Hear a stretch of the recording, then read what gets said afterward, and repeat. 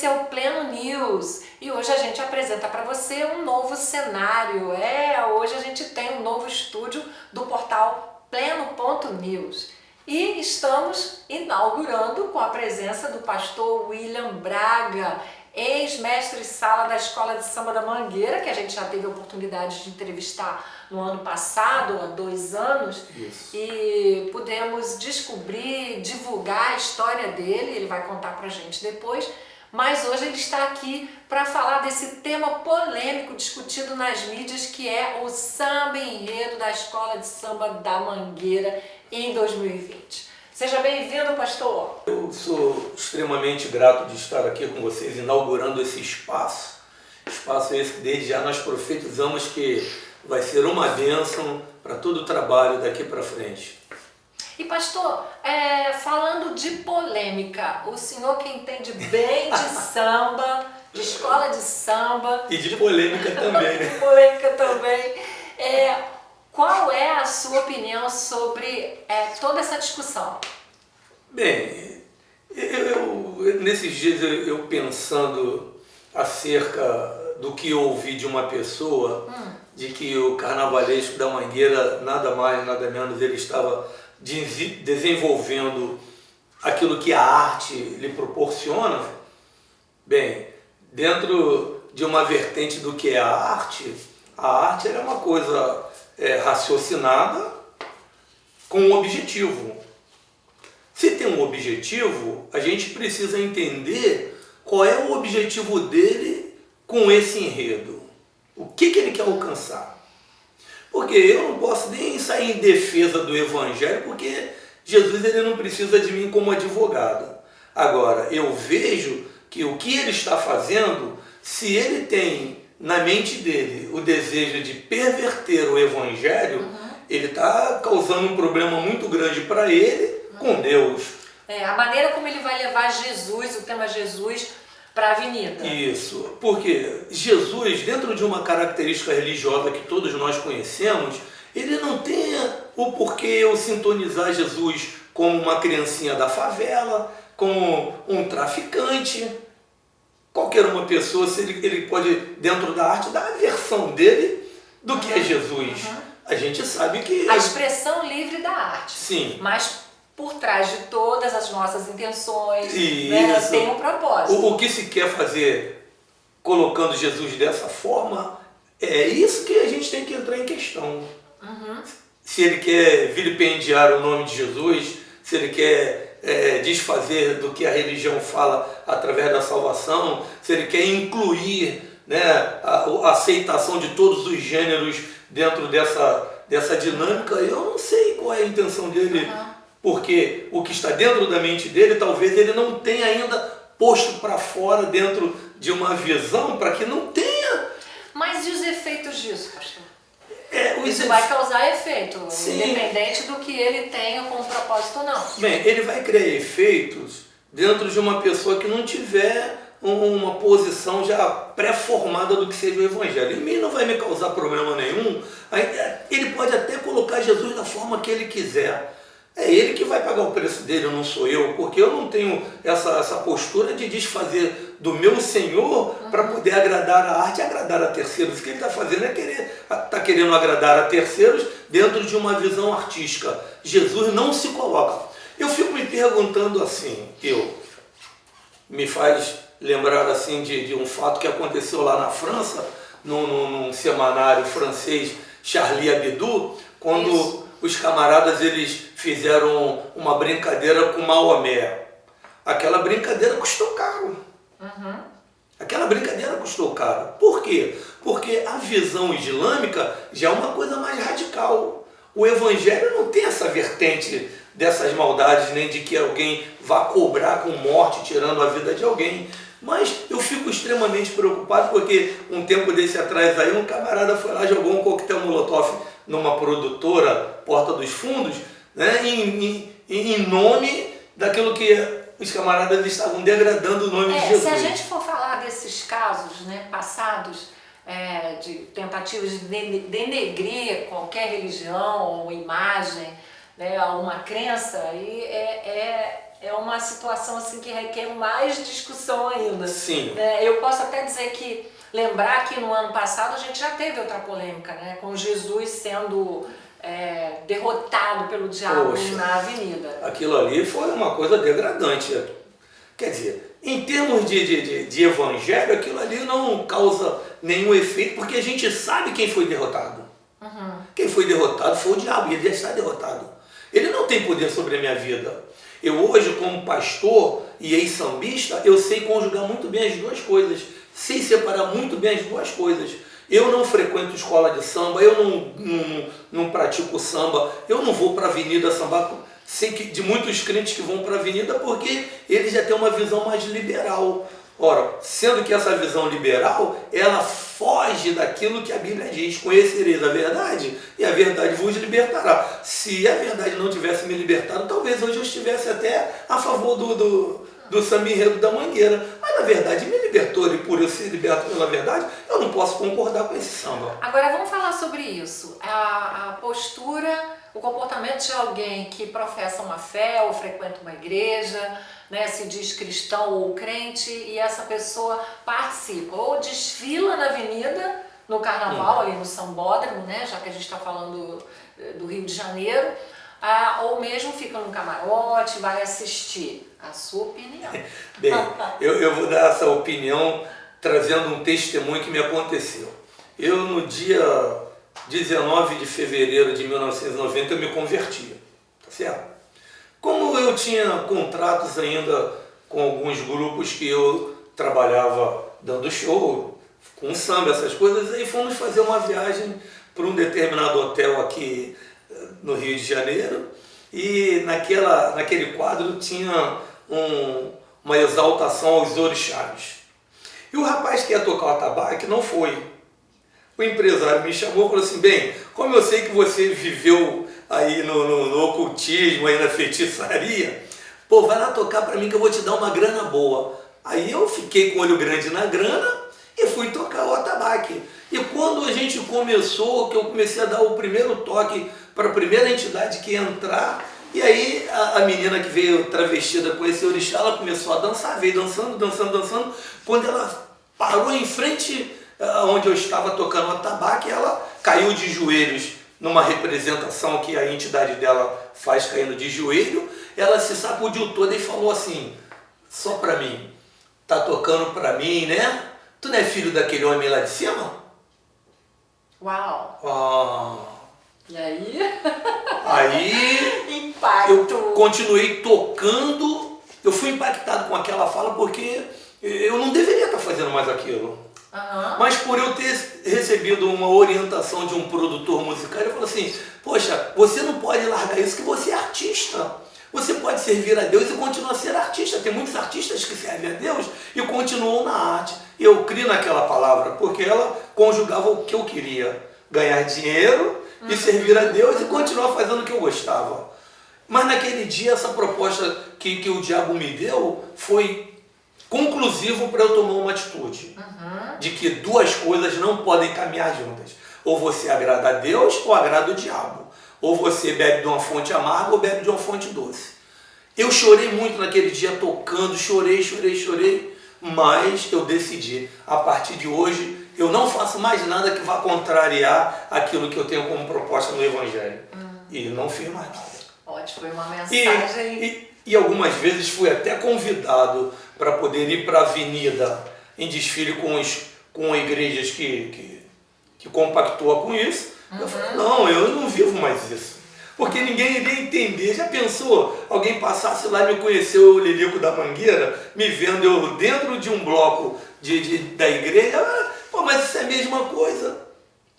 Eu tenho um cunhado, que esse cunhado ele não é crente. E no dia de carnaval ele estava num determinado lugar com um grupo bebendo cerveja, né, dia de carnaval, e vem uma determinada igreja, que eu não vou citar o nome dela, né, e o pessoal tocando aquele ritmo de samba, a menina dançando, entregando folheto, e foi em cima dele para evangelizá-lo. E ele falou assim: ó, Poxa, o meu cunhado, ele saiu disso aí. Meu cunhado era sambista da Mangueira. E eu nunca vi o meu cunhado dentro dessa postura de carnaval pregando o evangelho para ninguém. Você precisaria logo hoje, no dia de carnaval, o dia que a gente sabe que é do diabo, vir pregar para mim? E sambando? Eu não sei se você é crente ou se você é sambista. E ficou... misturado, né, pastor? A menina, ele disse que ela saiu de cabeça baixa e não pôde respondê-lo. Mas é uma boa discussão, posso dizer que é uma polêmica que traz a necessidade de discernimento, de maior discernimento. Né? E eu vou aproveitar esse gancho para falar de outro viés nisso, que são as letras dos samba enredos que a gente tem das escolas de samba. Por exemplo, a Mocidade, ela tem Laroie e Mojubá, liberdade, abre os caminhos para Elza passar, salve a mocidade, essa nega tem poder, é luz que clareia, é samba que corre na veia. Então isso num refrão, numa estrofe, né, dentro da letra, é alegre, é cativante, né, contagia, você vai cantando. Mas aí eu fui procurar aqui, né, Laroie, Exu, é uma clássica saudação utilizada tanto para os Exus como para as pombagiras. É um termo que tem sua origem no grupo africano étnico linguístico Nagô e Yorubá e remete a algo como: salve o mensageiro, olhe por mim, Exu, e me guarde. Então, só estou explicitando, né, uma outra possibilidade que muita gente, ou um cristão, um crente, enfim, né, a gente não quer fazer um julgamento, a gente quer explicar, orientar que isso faz parte de uma letra, o significado de uma letra, as pessoas precisam saber o que estão cantando. Então, tem uma corrente, que a gente não vai citar o nome dessa corrente, que dizem, eu nunca fui, mas já ouvi quem era de lá falar, que quando ele vai ser iniciado na prática, ele é crente, né? Imagina só um cara que é pastor, ele agora vai para uma determinada classe que eles falam que é social, e aí ele diz assim: eu saí das trevas para a verdadeira luz. Ele está negando a luz de Cristo como a luz verdadeira, dizendo que ele estava nas trevas. Ora, mas um dia ele pregou que ele foi iluminado. E quem iluminou ele foi o sol da justiça.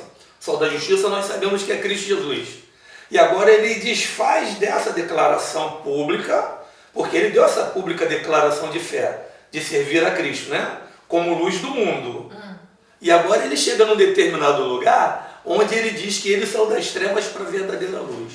Aí, como que um crente que se diz lavado, remido pelo sangue de Jesus, vai para uma avenida, dentro de uma escola de samba, como a Mocidade ou Beija-Flor, seja ela qual for, que esteja dentro deste segmento religioso, em que tem que se fazer essa declaração, ele tem que gritar a plenos pulmões. Eu não vou citar o nome porque não tem nem coragem. Como que ele pode fazer isso? Sim, pastor, é uma colocação, eu acho válida, para a gente não deixar com que esse tipo de avaliação seja feita. A pessoa precisa saber aonde ela está se metendo. Né? Agora, uma coisa interessante que precisa ser dita aqui é que o mestre Lilico, como ele é conhecido, né, o pastor, ele nasceu na Mangueira, foi criado na Mangueira, pequenininho ele foi entregue no ritual, né, ao diabo, uma oferenda. Ele sabe muito bem do que ele está falando. Pode até recapitular como é que foi esse início. E a sua família é uma das fundadoras da Escola de Samba da Mangueira. E do Morro da Mangueira também. Morro da Mangueira. A minha bisavó, ela era africana, e todos nós, né, da minha avó, a minha mãe, e culminou eu ser o último dessa linhagem, né, ter sido oferecido por causa que eles identificaram em mim que eu era feito de berço. Né? Que eu era feito de berço. E como feito de berço, tinham 3 entidades que regiam a minha cabeça. 3 entidades. Entidades essas que eram entidades que a minha bisavó ela professava vindo da África. E a gente viveu a nossa vida todinha prestando culto a essas entidades, pagando oferendas a essas entidades. E tudo que nós queríamos, fosse para o bem ou para o mal, era essa entidade que a gente recorria e todos os nossos problemas, os nossos pedidos eram resolvidos. E o sucesso era garantido.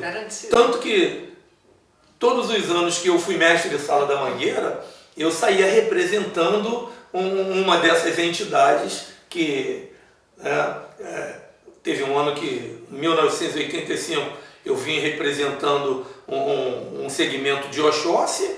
Em 1986, eu vim representando um escravo de Exu, né? E por aí vai. E por aí foi. Eu não incorporava espírito porque a minha linhagem não era de incorporar espírito. Mas prestava homenagem. Mas prestava as homenagens. E fazia oferendas antes do carnaval para que tudo corresse bem. Era uma situação difícil, porque no primeiro ano que eu substituí o delegado, havia uma controvérsia muito grande na Mangueira, porque o delegado era nota 10, estandarte de ouro, como colocar uma pessoa que não tinha experiência nenhuma. Mas só que eu já tinha adquirido essa experiência, que eu saí nos anos anteriores na Caprichosa de Pilares e fui 10 na Caprichosa de Pilares. E aí, como eles queriam substituir o delegado, investiram em mim. Em 1985, a Mangueira tinha saído de um campeonato, em 1984, IES nós temos Braguinha, na qual a Mangueira foi considerada super campeã, e agora em 1985 a Mangueira estava com um retrospecto muito positivo para que o carnaval lograsse êxito naquele carnaval de 1985, e a Mangueira veio até quem foi o carnavalesco Eloy Machado, que era aquele camarada que vestia fantasias no Teatro Municipal, aquelas jogadoras. E esse camarada ele criou uma ilusão muito grande para o Carnaval da Mangueira junto à mídia em questão. Ele disse que a Mangueira vinha até com aparatos de Steven Spielberg, que seria mostrado na avenida. E o Carnaval da Mangueira naquele ano foi um fiasco. Pasmem vocês. O jornal O Globo faz uma matéria de capa e diz assim: Carnaval da Mangueira, o fiasco. O que valeu a pena foi a apresentação do mestre de sala Lilico e da porta-bandeira Mocinha. O senhor foi famoso, né? Viajou para o exterior, ganhou muitos prêmios, né? Até o dia que se converteu e largou tudo. Larguei tudo. Hoje o senhor é pastor. E para a honra e glória do Senhor. Agente de saúde. De saúde, trabalhando ali todo dia. Pastor, o senhor pode vir? Estou trabalhando. Pastor, amanhã eu posso. Sim, porque a gente, dentro da nossa responsabilidade profissional, a gente não pode misturar as coisas, cada coisa no seu devido lugar. Hoje o senhor está pastoreando aonde? A Igreja Batista Nacional Monte Hermon, em Vigário Geral. E outra coisa, a gente tem, vou aproveitar, né, mais polêmica, um pastor que está trazendo também muito blá blá blá em torno disso, porque ele vai estar representando Jesus. Meu Deus. No desfile, que eu já deve ter ouvido falar, pastor Henrique Vieira, que tem aí puxado essa mentalidade de que vamos sim para a avenida e vamos abraçar essa diversidade. O que alguém que viveu nisso, cresceu nisso, ganhou prêmios e hoje é um novo homem tem a dizer? Bem, eu não posso nem julgá-lo porque esse julgamento não cabe a mim, ou porque dele está tomando essa atitude, porque a palavra de Deus diz que tudo que o homem semear, ele vai colher. Se ele estiver semeando na carne, ele vai colher na carne. Não acredito que ele esteja semeando no espírito, porque o carnaval ele não tem nada de espiritual no que tange a parte da salvação com Cristo Jesus.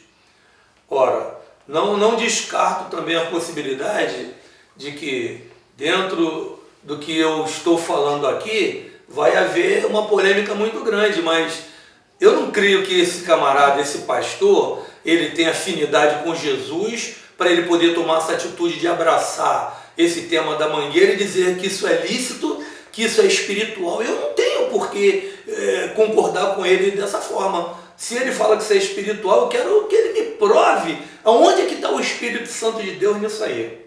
Aonde? Ok. Não tem como, porque o carnaval ele é estritamente classificado como festa da carne. Escola de samba, desfile de escola de samba, se está dentro do carnaval, está inserido em que contexto? Festa da carne. Como que eu, como pastor, já imaginou se eu, ex-lilico, eu vou agora e digo assim, não, o enredo da mangueira é algo muito maravilhoso porque Jesus está ali. Eu quero que me prove biblicamente o que Jesus está fazendo ali no enredo da mangueira. Biblicamente, o que Jesus está fazendo no enredo da mangueira? Mas, pastor, como que esses enredos são produzidos? Vamos falar de bastidores.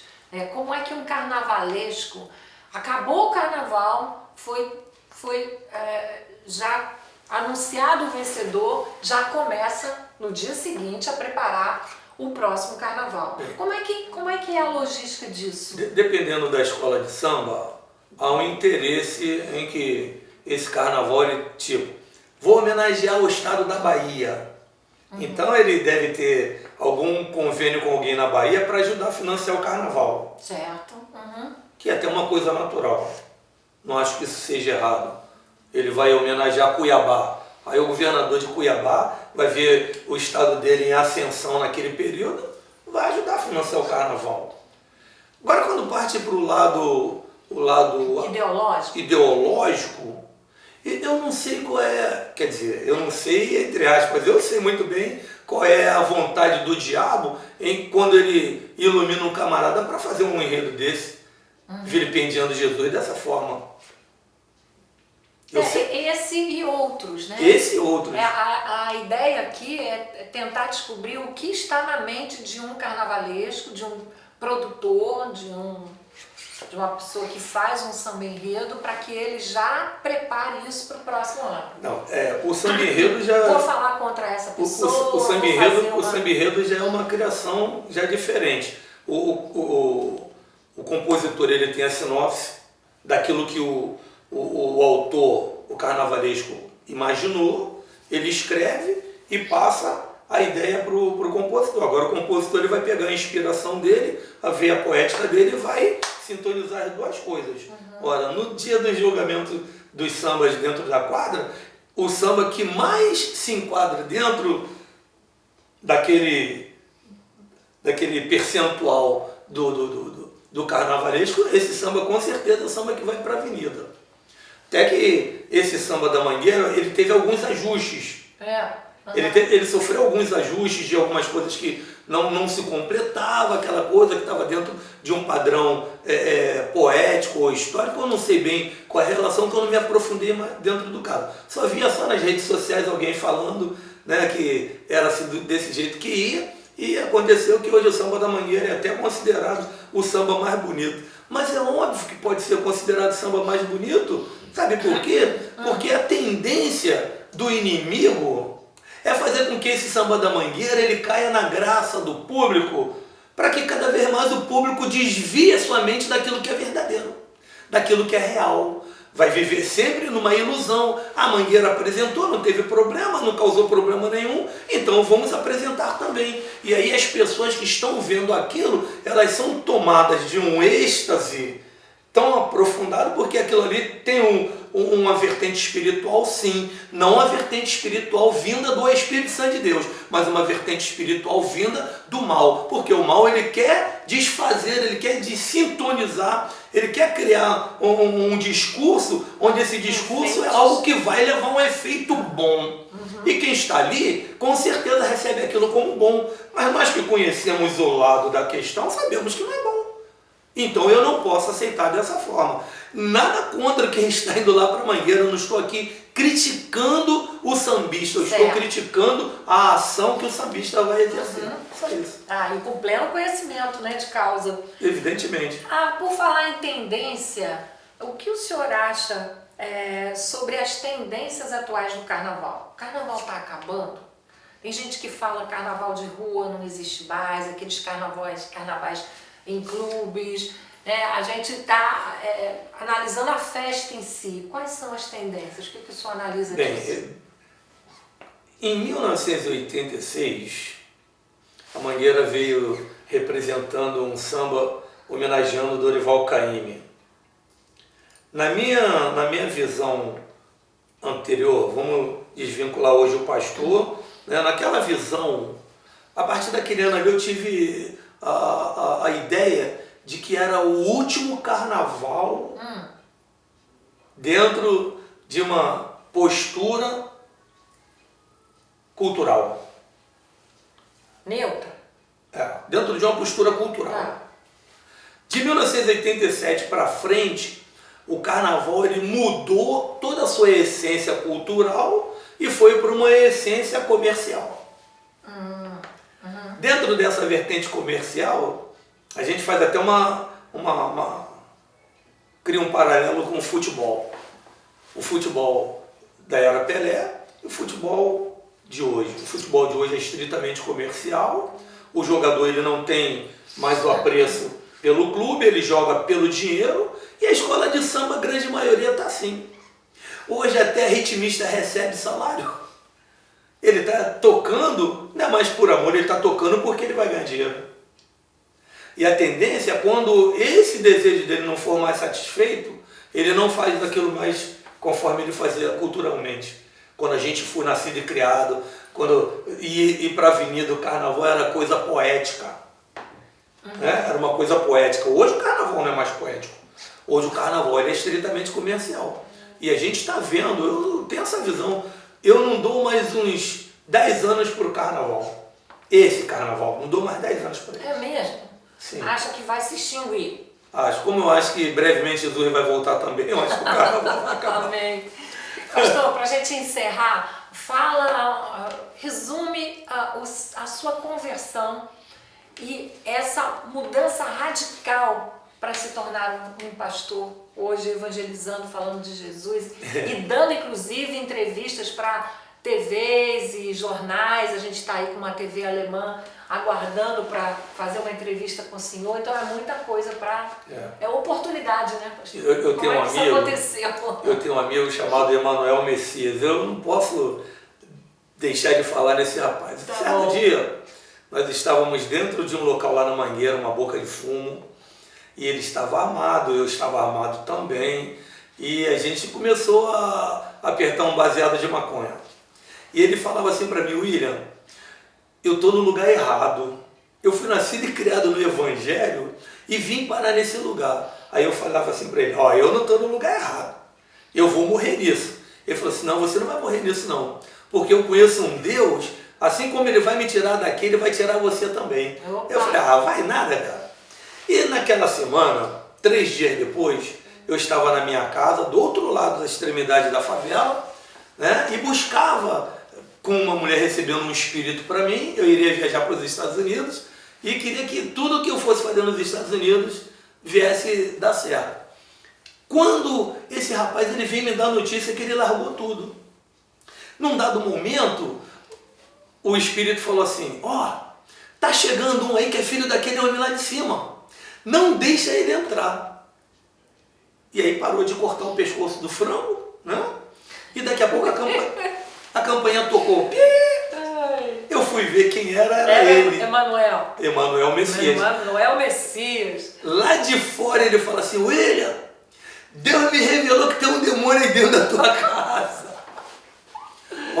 Eu quero expulsar esse demônio. Eu falei: que tu vai expulsar demônio não, rapaz? Tu vai? Aí ele falou: larguei tudo, tô indo para casa da minha mãe lá em Nova Iguaçu, vou ficar um tempo lá para me recuperar e Deus está de novo na minha vida. Mas Jesus te ama, hein? Não esqueça disso, Jesus vai te converter. E pum, foi embora. Tá vendo só? Que Deus coloque muitos Emanuel Messias na vida das pessoas. Aquilo ali, eu fui para a avenida, era carnaval, né?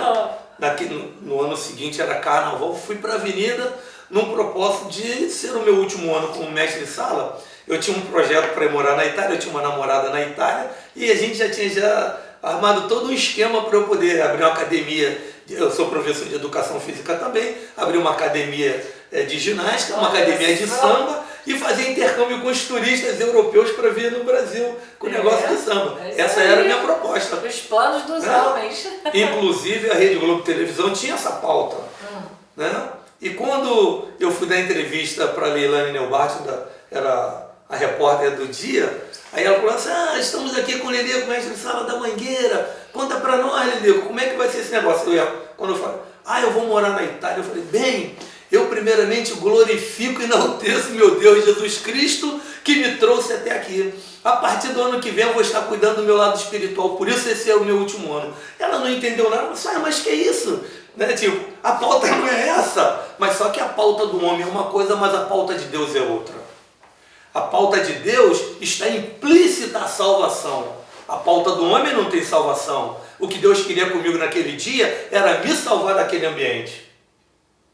Era me tirar dali com mãos fortes.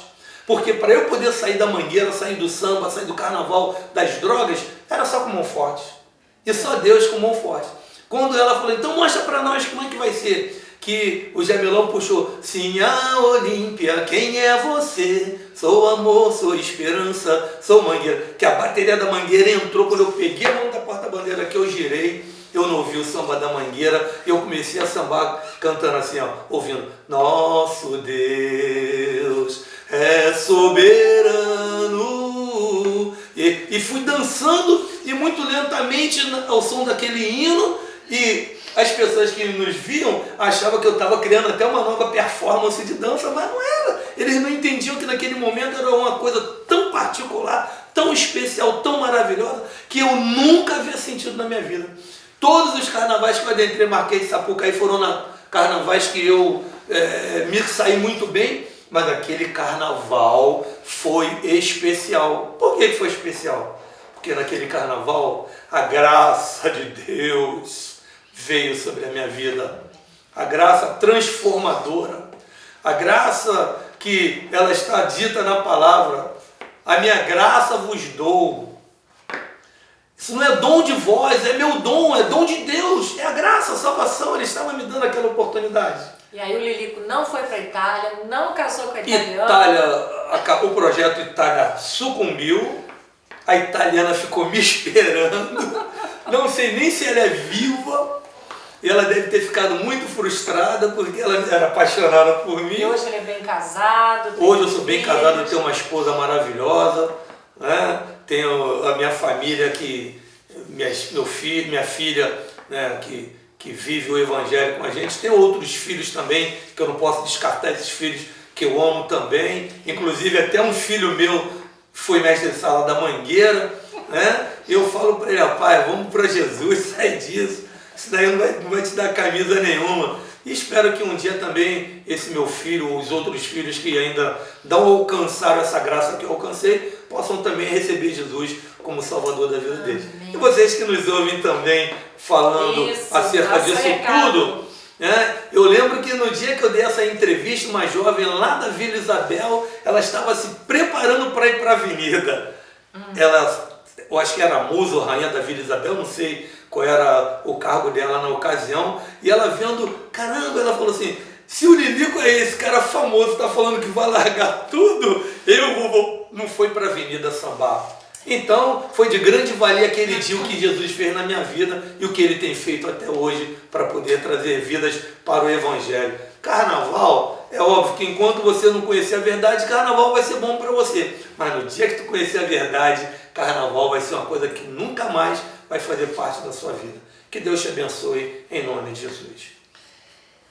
Gente, respirar. Eu já ouvi essa história, eu já entrevistei ele, mas cada vez que eu ouço agora, então me emociono. É de saber como que Deus transformou a vida dele, trouxe paz, trouxe alegria, sucesso. É uma pessoa bem sucedida e está aí falando com essa autoridade, com essa força sobre o poder de Deus acima do poder dos homens, acima de todas essas polêmicas. Pastor, muito obrigada. Eu que agradeço. Mais uma vez. A emoção também, quando eu falo dessas coisas, poxa, a gente fica... verdadeira. Porque, poxa, O quanto eu olho para trás, eu perdi de oportunidade de conhecer esse Deus. Poxa, é demais.